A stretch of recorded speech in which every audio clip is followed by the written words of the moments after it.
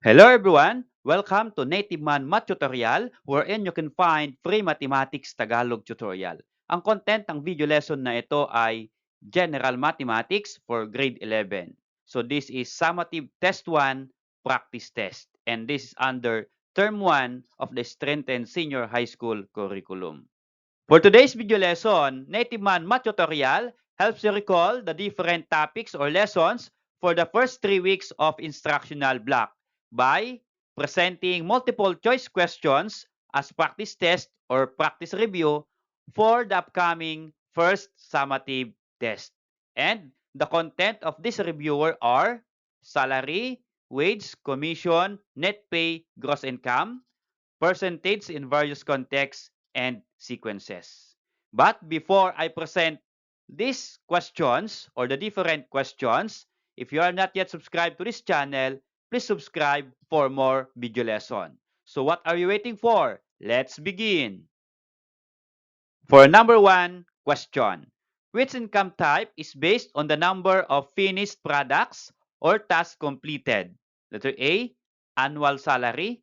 Letter B, hourly wage. Letter C, commission income. And letter D, piecework income. I will give you 10 seconds to answer.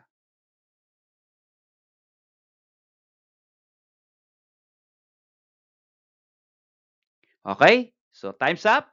The answer is letter D. For number 2 question, Venus is an employee with annual salary of 288,000. What is the monthly salary? Letter A, 24,000 pesos. Letter B, 25,000 pesos. Letter C, 26,000 pesos.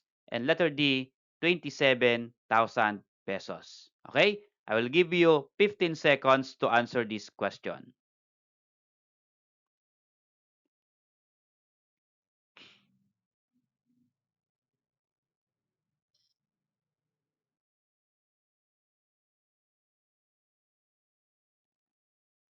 Okay, time's up. The answer is letter A, 24,000. Number 3 question. Helen earns 90 pesos per hour. She worked 40 regular hours and 5 overtime hours paid at 1.25 times her regular rate. What is her total weekly wage? Letter A, 4,050 pesos. Letter B, 4,100 pesos. Letter C, 4,162 pesos and 50 centavos. And letter D, 4,500 pesos. Okay, again, I will give you 15 seconds to answer.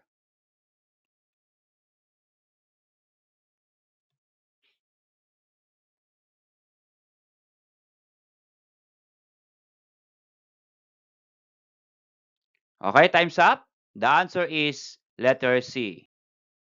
Number 4 question. Nimpa is a sales agent in a company. She receives a base pay of 5,000 pesos plus 3% commission on 200,000 sales. What is the total income? Letter A, 8,000 pesos. Letter B, 10,000 pesos. Letter C, 11,000 pesos. And letter D, 15,000 pesos. Okay, I will give you 15 seconds to answer.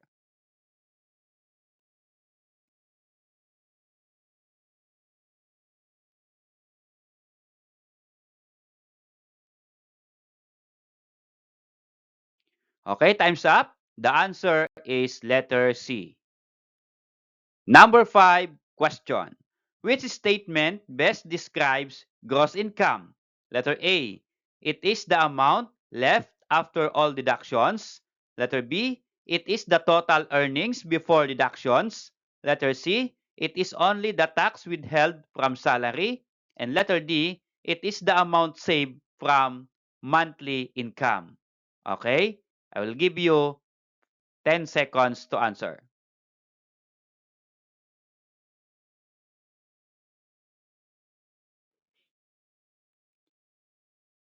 Okay, time's up. The answer is letter B. Number 6 question. Eman is an employee and receives a gross income of 21,000 pesos. Total deductions are 2,250 pesos. What is Eman's net pay? Letter A, 15,500. Letter B, 15,750.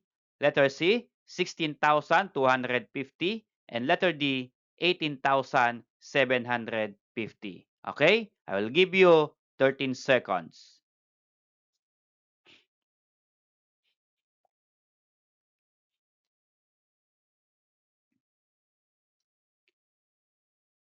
Okay, time's up. The answer is letter D. Number 7 question. Which set lists common mandatory government deductions from an employee's salary in the Philippines? Letter A, bonus, commission, and allowance. Letter B, rent, electricity, and water bill. Letter C, SSS, PhilHealth, Pag-ibig, and tax. Letter D, cellphone load, groceries, and loan. I will give you 10 seconds to answer.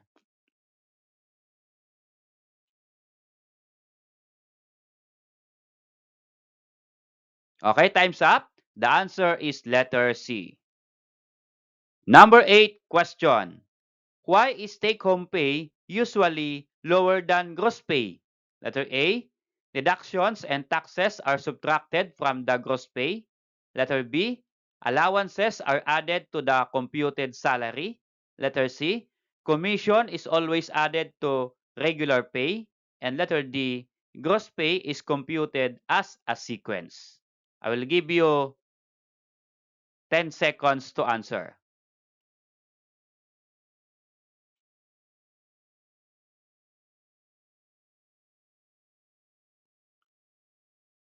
Okay, time's up. The answer is letter A. Number 9 question. A bag's price increased from 800 pesos to 920 pesos. What is the percentage increase? Letter A, 25%. Letter B, 20%. Letter C, 15%. And letter D, 12%. Okay? Your time starts now. I will give you 10 seconds.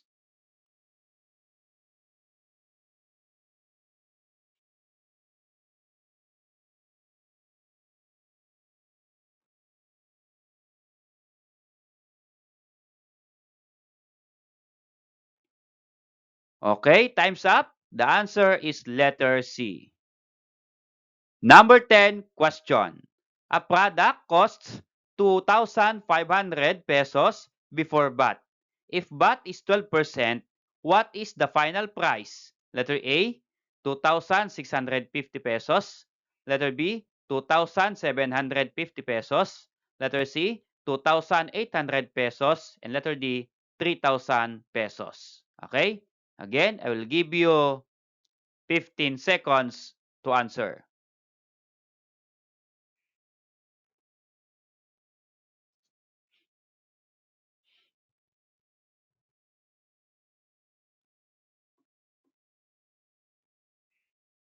Okay, time's up. The answer is letter C. Number 11 question. A pair of shoes worth 1,200 pesos is sold at 25% discount. What is the sale price? Letter A, 300 pesos. Letter B, 750 pesos. Letter C, 900 pesos. And letter D, 1,500 pesos. Okay? 15 seconds to answer.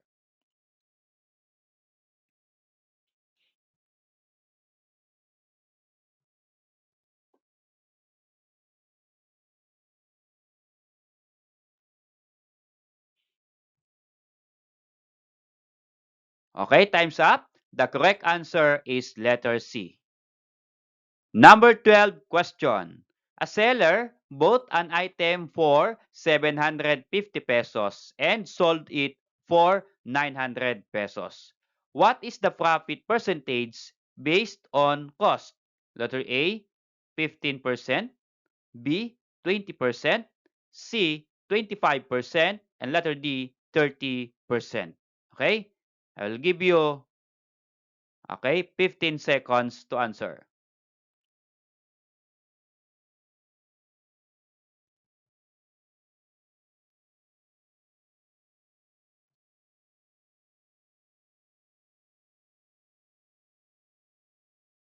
Okay, time's up. The correct answer is letter B. Number 13. A worker's salary increased by 5%, but prices increased by 8% due to inflation. What is the best conclusion?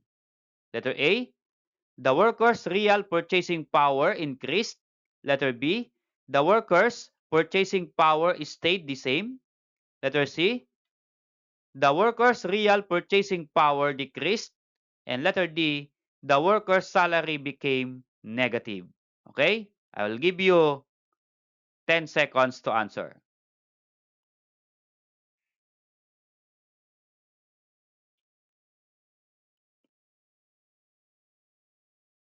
Okay, time's up. The answer is letter C. Number 14. Which of the following application of percentage describes the amount a company adds to the cost of a product to determine its selling price? Letter A, discount. B, markup. Letter C, inflation. And letter D, profit. Again, I will give you 10 seconds to answer.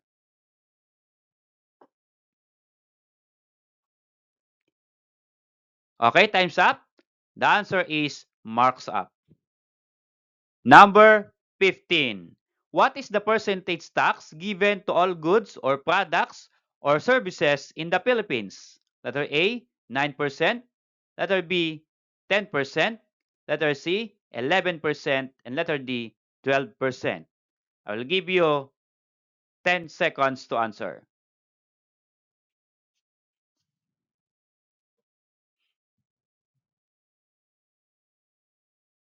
Okay, time's up. The correct answer is letter D. Number 16. Which of the following is a true statement? A, profit is equal to gain money. Letter B, loss is equal to lose money.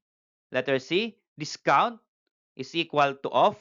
And letter D, all of the choices. Okay? Again, I will give you 10 seconds to answer.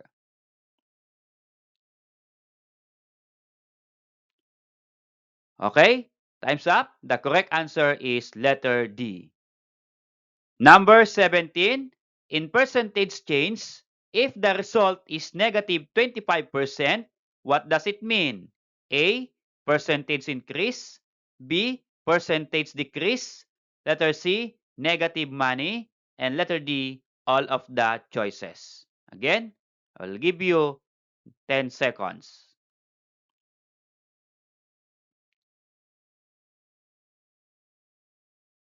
Okay, time's up. The correct answer is letter B. Number 18. What rate of discount or percentage decrease is given if a male's t-shirt that regularly for 90 pesos is sold for 70 pesos? Letter A, 22.2%. Letter B, 28.6%. Letter C, 30%. And letter D, 31.25%. Okay? I'll give you 15 seconds to answer.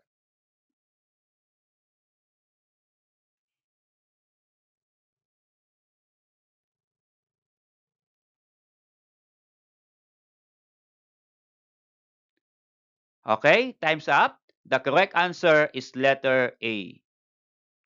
Number 19. Maki is an insurance agent in Baler, Aurora. He earns 10% commission on every policy he sells. In 1 month, he sold policies worth 500,000 pesos in total. He also receives a monthly allowance of 5,000 pesos. What is Maki's total monthly earnings? Letter A, 50,000 pesos. Letter B, 52,000 pesos. Letter C, 53,500 pesos. And letter D, 55,000 pesos. Okay? I'll give you 15 seconds to answer.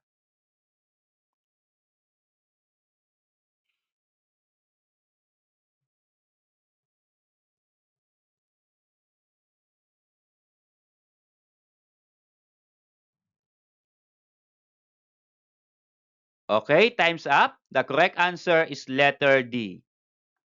Number 20 question. A store is offering a buy two get one at 60% off promo. Each item costs 800 pesos. What is the total cost for 3 items? Letter A, 1,720 pesos. Letter B, 1,850 pesos. Letter C, 1,920 pesos. And letter D, 2,010 pesos. Okay? I will give you 15 seconds.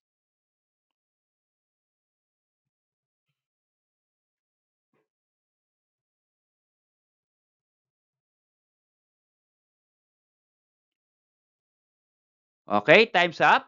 The correct answer is letter C. Number 21. Which best describes a sequence? A.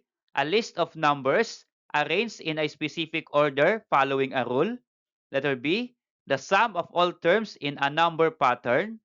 Letter C. A tax added to the final price of goods. And letter D. A deduction subtracted from gross income. Okay? I will give you 10 seconds.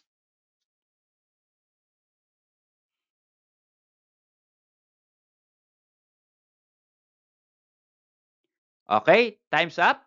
The correct answer is letter A. Number 22.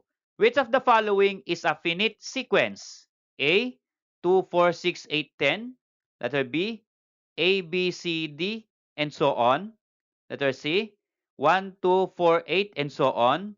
And letter D, 5, 10, 15, 20, and so on. Okay? I'll give you 10 seconds to answer.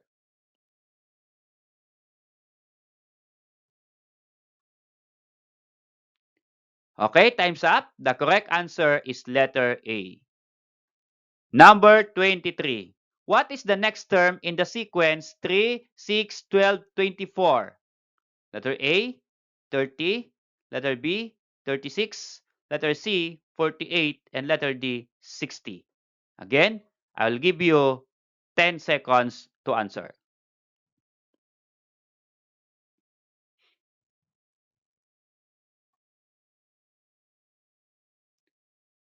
Okay, time's up. The correct answer is 48.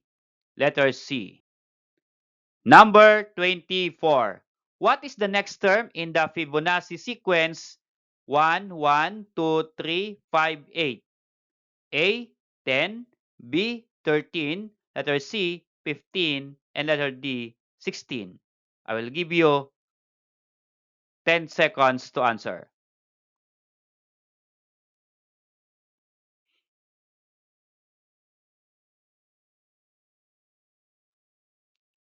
Okay, time's up. The correct answer is letter B. Number 25. What is the key terms of sequence used as a description of how the terms is formed or how they change from one to the next? Letter A, pattern rule. Letter B, notation. Letter C, position. And letter D, none of the choices. Okay, I will give you 10 seconds to answer.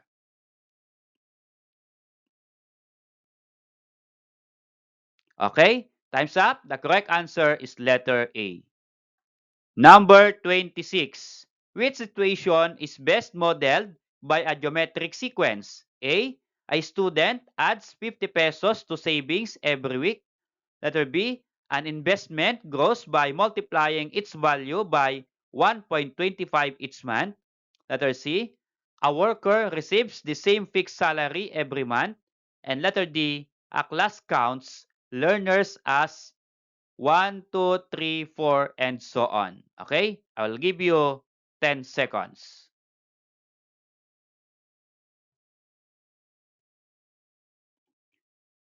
Okay, time's up. The correct answer is letter B. Number 27. Which of the following types of sequences illustrates 2, 6, 18, 54, and so on? A. Arithmetic sequence. B. Fibonacci sequence. C. Geometric sequence. And letter D. All of the choices. Okay? 10 seconds to answer.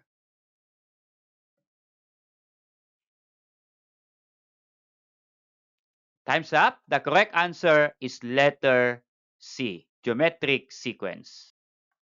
Number 28. Which of the following sequences is described by geometric sequence? A. 5, 10, 20, 40. Letter B. 3, 6, 18, 36. Letter C. 2, 3, 5, 8, 13. And letter D. All of the choices. Again, I will give you 10 seconds.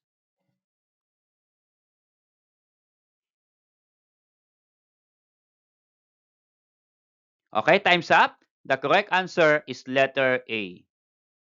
Number 29 question. What is the rule described by the sequence 1 half, 1 fourth, 1 eighth, 1 sixth? A. Multiply its term by 1 third to get the next term. B. Multiply its term by 1 half to get the next term. C. Add its term by 1 third to get the next term. And letter D. Add its term by 1 half to get the next term. So what's your answer there? I'll give you 15 seconds.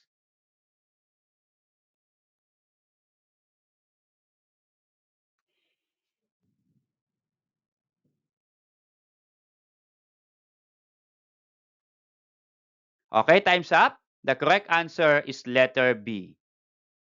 Okay, for the last question, an initial investment of 5,000 pesos grows by doubling every year.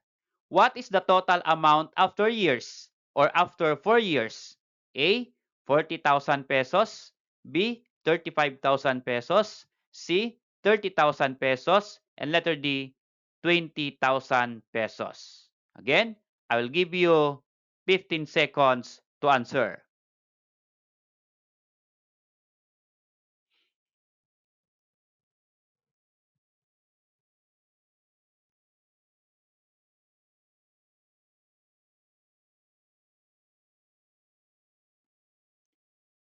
Okay, time's up. The correct answer is letter A.